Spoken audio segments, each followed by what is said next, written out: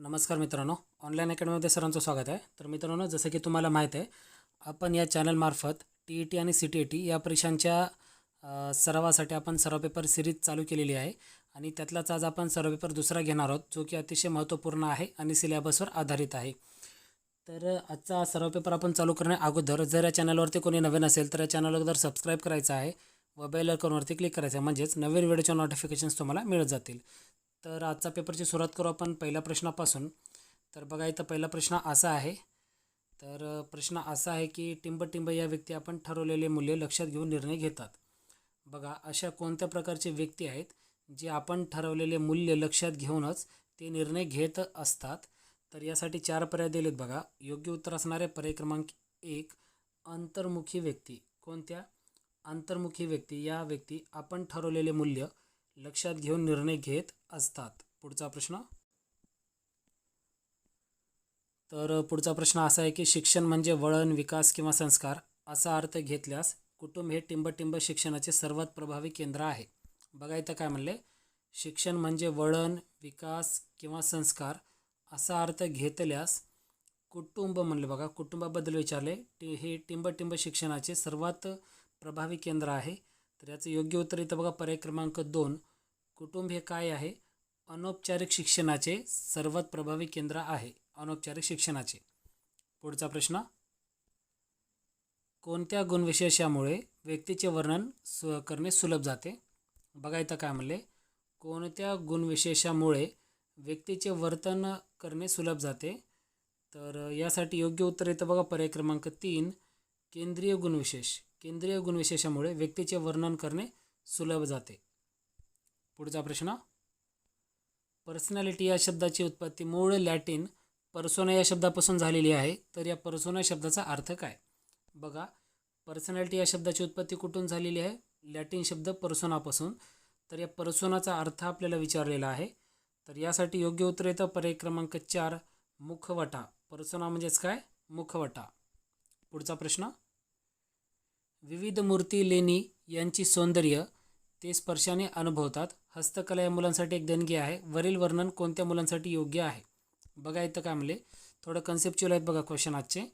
इथं काय म्हणलं, विविध मूर्ती, लेणी यांचे सौंदर्य ते विद्यार्थी स्पर्शाने अनुभव करत असतात आणि हस्तकला या मुलांसाठी एक देणगीच आहे. तर हे जे वर्णन आहे ते कोणत्या मुलांसाठी केलेले आहे? तर यासाठी योग्य उत्तर येतं पर्याय क्रमांक 2, ज्या विद्यार्थ्यांना दृष्टिदोष आहेत किंवा अंध आहेत त्यांचं हे वर्णन आहे. पुढचा प्रश्न. टिंब या अवस्थेतील मुले इतर मोठ्यावर अवलंबून असतात. बघा, इथं काय म्हणले, तर इथं मुलांची अवस्था दिलेली आहे. तर त्यापैकी कोणत्या अवस्थेतील मुले ही इतर मोठ्यावर अवलंबून असतात? तर यासाठी 4 पर्याय दिलेत. योग्य उत्तर असणार आहे पर्याय क्रमांक 1, बाल्यावस्था. बघा, बाल्यावस्थेतील मुले जे आहेत बाल्यावस्थेतील, तर ती मुले इतर मोठ्यावर अवलंबून असतात. पुढचा प्रश्न. आकाशवाणीमार्फत टिंब हा कार्यक्रम दररोज सकाळी व तोच कार्यक्रम दुपारी सादर केला जातो. बघा, इथं काय म्हणले, आकाशवाणीमार्फत. तर इथं कोणता कार्यक्रम आहे जो दररोज सकाळी व तोच कार्यक्रम दुपारी सादर केला जातो? उत्तर येतं पर्याय क्रमांक 3, शालेय नभोवाणी. पुढचा प्रश्न. मित्रांनो, सध्या हे वरचे बाल्य आपलं काय म्हणतात, बाल्यावस्था आणि अध्यापनशास्त्र यावर काय घेतलेले आहेत. आता आपण घेणार आहोत मराठी व्याकरणावरील, त्याच्यानंतर इंग्रजी व्याकरण आणि त्याच्यानंतर GS, असं आपण सिलेबस वाईज आपण घेणार आहोत. तर इथं बघा, 8वा प्रश्न काय म्हणतोय, मला ताप आल्यामुळे मी शाळेत जाणार नाही या वाक्याचा प्रकार ओळखा. वाक्य दिले बघा, मला ताप आल्यामुळे मी शाळेत जाणार नाही. तर हे कोणत्या प्रकारचं वाक्य आहे? उत्तर येतं पर्याय क्रमांक 1, केवल वाक्य आहे. काय आहे? केवल वाक्य आहे. तर पुढील प्रश्न आहे बघा, त्याचा धाकटा मुलगा आज क्रिकेटच्या सामन्यात चांगला खेळला. या वाक्यातील उद्देश शब्द ओळखा. वाक्य काय दिले बघा, त्याचा धाकटा मुलगा आज क्रिकेटच्या सामन्यात चांगला खेळला. या वाक्यात आलेला उद्देश भाग आपल्याला सांगायचा आहे. तर याचं योग्य उत्तर इथं पर्याय क्रमांक 3, मुलगा. मुलगा हा काय आहे? उद्देश भाग आहे. पुढचा प्रश्न. नाम, सर्वनामे, विशेषणे आणि अव्यय यांना काही प्रत्यय लागून त्यांच्यापासून टिंब बनलेल्या शब्दांना काय म्हणतात? तर याचं उत्तर इथं बघा, पर्याय क्रमांक 3 तद्धिती असे म्हणतात. पुढचा प्रश्न, अडकित्ता हा भारतीय शब्द कोणत्या अन्य प्रांतामधून मराठी भाषेमध्ये रूढ झालेला आहे? बघा इथं काय म्हणले, अडकित्ता हा शब्द तर हा कोणत्या भाषेमधून मराठी भाषेमध्ये रूढ झालेला आहे? तर याचं उत्तर इथं पर्याय क्रमांक 3 कानडी. बघा, अडकित्ता हा शब्द कानडी शब्द आहे. पुढचा प्रश्न, मदत मिळण्यासाठी तो घरघर फिरला या वाक्यातील अधोरेखित अभ्यस्त शब्दाचा प्रकार ओळखा. बघा इथं वाक्य दिले आहे, मदत मिळवण्यासाठी तो घरघर फिरला. अधोरेखित शब्द आहे घरघर, तर तो आहे अभ्यस्त शब्द, पण अभ्यस्त शब्दाचे प्रकारसुद्धा आहेत. तर तो कोणता अभ्यस्त शब्दाचा प्रकार हे आपल्याला सांगायचं आहे. तर याचं योग्य उत्तर इथं बघा, पर्याय क्रमांक 4 पूर्णाभ्यस्त आहे. कोणता प्रकार आहे? पूर्णाभ्यस्त शब्द. पुढचा प्रश्न, तू घरी जायचे होते या वाक्यातील प्रयोग ओळखा. वाक्य दिले तू घरी जायचे होते, तर यामध्ये आलेला प्रयोग आपल्याला सांगायचा आहे. तर याचं योग्य उत्तर इथं बघा, पर्याय क्रमांक 1 कर्तक भाव संकर प्रयोग. पुढचा प्रश्न, तंबाखू हा शब्द कोणत्या भाषेतून मराठी भाषेमध्ये आलेला आहे? बघा, तंबाखू हा शब्द कोणत्या भाषेमधून मराठी भाषेत आलेला आहे? तर याचं उत्तर इथं पर्याय क्रमांक 2 पोर्तुगीज. तर तंबाखू हा शब्द पोर्तुगीज शब्द आहे, तो मराठी भाषेमध्ये आलेला आहे. पुढचा प्रश्न, मित्रांनो आता आपले इंग्रजी व्याकरणावरील काही प्रश्न घेणार आहोत आपण. तर इथं बघा 15वा प्रश्न आहे. From the given options replace the underline words with the correct one to make the sentence coherent. ठीक आहे, इथं आपल्याला अंडरलाईन केलेले शब्द म्हणजेच काय, मी त्याला हायलाईट केलेला आहे. तर आपल्याला त्याला रिप्लेस करायचं आहे आणि ते वाक्य बरोबर बनवायचं आहे. वाक्य बघा इथं, तर वाक्य असं आहे की remember to prepare the project diligently and caution. बघा इथं काय म्हणलं आहे, remember to prepare the project diligently आणि कॉशनला आपल्याला रिप्लेस करायचं आहे. तर याचं योग्य उत्तर इथं बघा, पर्याय क्रमांक 4 डिलिजंटलीच राहणार आहे. फक्त कॉशियसला जे आहे ना, कॉशनला, त्याला आपल्याला कॉशियसली करावं लागणार आहे. पर्याय क्रमांक 4 उत्तर योग्य राहील. पुढचा प्रश्न, convert the main sentence from indirect speech to direct speech. बघा इथं काय म्हणलं आहे, वाक्य दिले आपल्याला इनडायरेक्ट स्पीचमध्ये आणि त्याला आपल्याला डायरेक्ट स्पीचमध्ये कन्वर्ट करायचं आहे.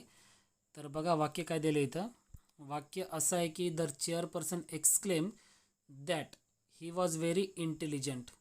The chairperson exclaim that he was very intelligent.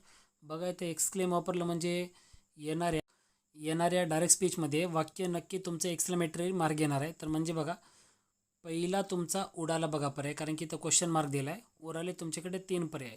तर यासाठी योग्य उत्तर इथं बघा, पर्याय क्रमांक 4 the chairperson sed how intelligent I am. ठीक आहे, पुढचा प्रश्न पाहू आपण. Identify the correctly spelled word. बघा इथं करेक्टली स्पेल्ड वर्ड सांगायचे, एक्झॉर्बिटंट, डेरोगेटरी, सॉलिट्युडी आणि एम्बॅरेसिंग. जो पर्याय बरोबर असेल तो आपल्याला इथंच द्यायचा आहे. तर याचं योग्य उत्तर इथं पर्याय क्रमांक 1 एक्झॉर्बिटंट हा शब्द करेक्टली स्पेल्ड आहे. बाकीचे तुम्ही पाहू शकता. Find the error in the sentence. वाक्य दिले याच्यामध्ये आपल्याला एरर फाइंड करायचे. बघा वाक्य, दे डज विश एनीबडी हार्म. तर याच्यामध्ये चूक काय आहे? बघा इथं दे आहे तुमचा सब्जेक्ट, तो प्लुरल आहे, तर इथं डज लागत नाही. डज लागतं आपलं थर्ड पर्सन सिंग्युलरला. इथं काय यायला पाहिजे? डू यायला पाहिजे. ठीक आहे, मग चुकीचा पार्ट कोणता झाला इथं? पर्याय क्रमांक 3 दे डज. पुढचा प्रश्न, choose the most appropriate article to fill in the blank. बघा आर्टिकलचा यूज करायचा आपल्याला. वाक्य दिले बघा, wisdom is not a virtue that many possesses. वाक्य आहे, तर याचं उत्तर इथं बघा, नो आर्टिकल इज रिक्वायर्ड. इथं आर्टिकलचा उपयोग केला जात नाही. पुढचा प्रश्न, choose the most appropriate word to fill in the blank. पुन्हा फिल इन द ब्लँक करायचं, रिकाम्या जागा भरायच्यात. वाक्य आहे बघा, they the ground to plant the sapling. तर बघा इथं उत्तर काय येतं? पर्याय क्रमांक 2 उत्तर येतं बघा, डग. राईट, काय तर डग. हे डग कशाचं विटू आहे माहीत आहे का? डिगचं विट आहे. डिग म्हणजे काय? खदणे किंवा खणणे. They dug the ground to plant the sapling. पुढचा प्रश्न, replace the underline preposition with the correct one from the given options to make the sentence coherent. आपल्याला प्रिपोजिशनला रिप्लेस करायचं आहे. जिथं हायलाइट वर्ड आहे ऑफ, तर याला आपल्याला रिप्लेस करून वाक्य बरोबर बनवायचं आहे. वाक्य काय आहे बघा, you cannot trample my dreams, I am made of stern stuff. तर इथं आपल्याला याला ना चेंज करायचे ऑफला. तर याचं उत्तर इथं बघा, पर्याय क्रमांक 2 ऑन उत्तर यायला पाहिजे. You cannot trample on my dreams, you cannot trample on my dreams. पुढचा प्रश्न मित्रांनो, जे असे क्वेश्चन आहेत सध्या. 1857च्या उठावाचे प्रतीक म्हणून कोणते चिन्ह होते? बघा, 1857ला जो उठाव झाला होता तर त्याचं प्रतीक म्हणून कोणत्या चिन्हाचा वापर केला गेला? तर याचं योग्य उत्तर इथं पर्याय क्रमांक 2 लाल कमळ आणि चपाती, लाल कमळ आणि चपाती. पुढचा प्रश्न 1902 मध्ये सरकारी नोकऱ्यात मागासवर्गीयांसाठी जागा राखून ठेवण्याचा क्रांतिकारी निर्णय कोणी घेतला? बघा, 1902 मध्ये सरकारी नोकऱ्यात मागासवर्गीयांसाठी जागा राखून ठेवण्याचा क्रांतिकारी निर्णय कोणी घेतलेला आहे? तर यासाठी योग्य उत्तर इथं बघा, पर्याय क्रमांक 4 छत्रपती शाहू महाराज. बघा, छत्रपती शाहू महाराज यांनी 1902 मध्ये सरकारी नोकऱ्यात मागासवर्गीयांसाठी जागा राखून ठेवण्याचा क्रांतिकारक निर्णय घेतला होता. पुढचा प्रश्न कोणती नदी सुधागडजवळ उगम पावून अलिबागच्या दक्षिणेस खाडीस मिळते? कोणती नदी आहे जी सुधागडजवळ उगम पावते आणि अलिबागच्या दक्षिण खाडीत जाऊन मिळते? तर याचं उत्तर येतं पर्याय क्रमांक 2 कुंडलिक नदी. कुंडलिका नदी सुधागडजवळ उगम पावते आणि अलिबागच्या दक्षिणेस खाडीस मिळते. पुढचा प्रश्न भारतामध्ये सर्वाधिक दूध उत्पादनाचे राज्य कोणते आहे? बघा, सर्वाधिक दूध उत्पादनाचे राज्य. तर 4 पर्यायापैकी उत्तर येतं पर्याय क्रमांक 3 उत्तर प्रदेश सगळ्यात जास्त दूध उत्पादनाचं राज्य आहे. पुढचा प्रश्न कोणता वृक्ष हा कोकणातील कल्पवृक्ष आहे? बघा, इथं कोकणातील कल्पवृक्ष कोणता आहे? तर याचं उत्तर येतं पर्याय क्रमांक 3 नारळ. नारळ हा कोकणातील कल्पवृक्ष आहे. पुढचा प्रश्न पाहू. अरबी समुद्राच्या किनाऱ्यालगतच्या सखोल भागास काय म्हणतात? अरबी समुद्राच्या किनाऱ्यालगतच्या किनाऱ्यालगतच्या सखोल भागास काय म्हणतात? उत्तर येतं पर्याय क्रमांक 2 खलाटी म्हणतात.